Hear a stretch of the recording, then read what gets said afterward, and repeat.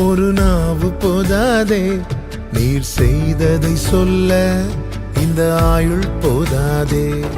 உன் நீதியை சொல்ல ஒரு நாவு போதாதே, நீர் செய்ததை சொல்ல இந்த ஆயுள் போதாதே.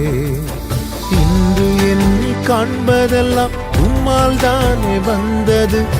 இயேசு கிறிஸ்துவின் இனிய நாமத்தினாலே உங்களை வாழ்த்துகிறேன். கடந்த நாட்கள் எல்லாம் கிருபையாய் பாதுகாத்த தேவன் தயை பாராட்டி இந்த நாளை காண செய்திருக்கிறார். இந்த நாள் ஒவ்வொருவருக்கும் ஆசீர்வாதமாய் நன்மையாய் அமைவதாக என்று இயேசு கிறிஸ்துவின் நாமத்தில் உங்களை வாழ்த்துகிறேன்.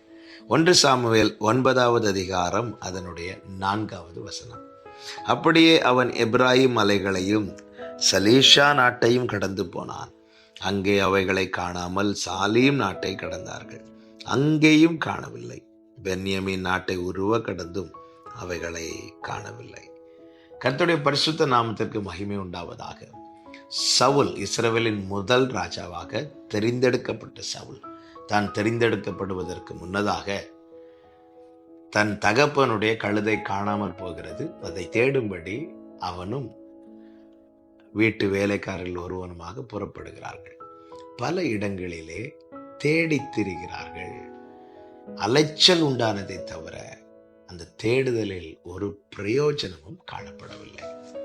இன்று அநேகருடைய வாழ்க்கையிலே வாழ்க்கையில தொலைந்த காரியங்கள், இழந்த காரியங்கள், நஷ்டப்பட்ட காரியங்கள், வேண்டிய காரியங்கள் என பல காரியங்களுக்காக அநேக இடங்களிலே அலைந்து திரிகிற ஒரு நிலைமை காணப்படுவதை பார்க்க முடியும். ஏன் நம்முடைய வாழ்க்கையில கூட பல நேரங்களில் இப்படிப்பட்ட நிலையை காண முடியும். ஆனால் நீங்க இங்கே கவனிச்சீங்கன்னா தெரியும். அந்த வேலைக்காரன் சொல்லுகிறான், இங்கே ஒரு மனிதர் இருக்கிறார், ஞான திருஷ்டிக்காரன். அதாவது தீர்க்கதரிசியை ஞான திருஷ்டிக்காரன் என்று அந்த காலத்திலே சொல்வது வழக்கம்.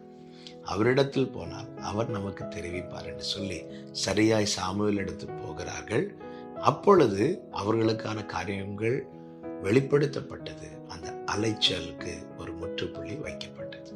அப்படி என்றால் ஒரு காரியம் தெளிவாய் தெரிகிறது. நஷ்டங்கள், இழப்புகள், தேவைகள் இவைகள் எல்லாம் வாழ்க்கையில் வருவது இயல்பு. ஆனால் இவைகள் நம்முடைய வாழ்க்கையை அலைந்து திரிவதற்கு ஏதுவாய் மாற்றாதிருக்க சரியான தேடல் நம் ஒவ்வொருவருக்கும் தேவை. தேவ சமூகத்தை நித்தம் தேடுங்கள் என்று சங்கீதத்திலே நம்மால் பார்க்க முடியும். ஆண்டவருடைய சமூகத்திலே, ஆண்டவருடைய பாதத்திலே நாம் நம்முடைய காரியங்களை போய் வைக்கும்போது நமக்கான வெளிச்சம் நிச்சயமாய் கிடைக்கும் என்பதிலே சந்தேகமில்லை. தேட வேண்டிய இடத்துல தேடாம மற்ற எவ்விடத்தில் போனாலும் நமக்கு அலைச்சல் மாத்திரமே உண்டாகுமே தவிர நமக்கு அந்த பிரயாசத்தினால், அந்த தேடலினாலே எந்த பிரயோஜனமும் இல்லை. சகையுவை பார்த்தீர்களானால் தெரியும். தன் வாழ்க்கையில இழந்த ரட்சிப்பும், இழந்த சமாதானம், இழந்த சந்தோஷம். எவ்வளவோ சம்பாதித்தான், எவ்வளவோ சேர்த்து வைத்தான். ஆனால் அவன் வாழ்க்கையில இவைகள், இந்த ரட்சிப்பு, சமாதானம், சந்தோஷம் இவைகள் அனைத்தையும் இழந்தவனாய் காணப்பட்டான். அப்பொழுதுதான் இயேசு இந்த வழியாய் வருகிறார் என்று அவன் கேள்விப்பட்ட போது அவன் இயேசுவை தேடி செல்லுகிறான். அவனுடைய தேடல் சரியானபடியினாலே அவன் இழந்தவைகள் பெற்றுக்கொண்டது மாத்திரமல்லாமல் அவன் வாழ்க்கையின் அலைச்சலுக்கும் ஒரு முற்றுப்புள்ளி வைக்கப்பட்டது. இந்த நாளில் என்னை கேட்கிற ஒவ்வொருவருக்கும் சொல்லுகிற அன்பின் வார்த்தை இதுதான். உங்க வாழ்க்கையில இழந்தவைகள், நஷ்டப்பட்டவைகள், இது நிமித்தம் நீங்கள் அலைந்து திரிகிறவர்களாக இருக்கிறீர்களா? ஆமே, தேவ சமூகத்தில் உங்களை விட்டுக் கொடுங்கள். தேவனிடத்தில் கேளுங்கள். ஒரு கிளாஸ் தண்ணீருக்காக ஆகார் அலைந்து திரிந்தாள் வனாந்திரத்துல.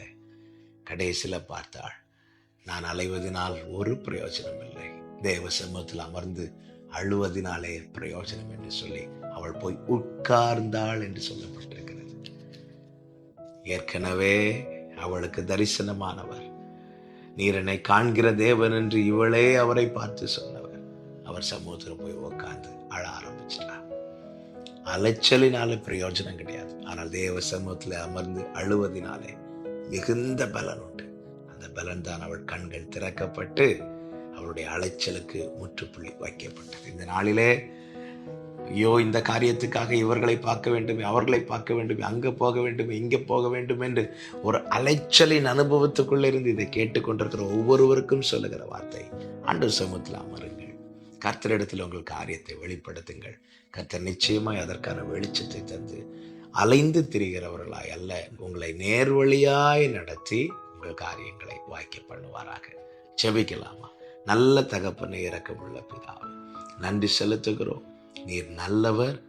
எங்கள் அலைச்சல்களை நீர் அறிந்திருக்கிறீர்.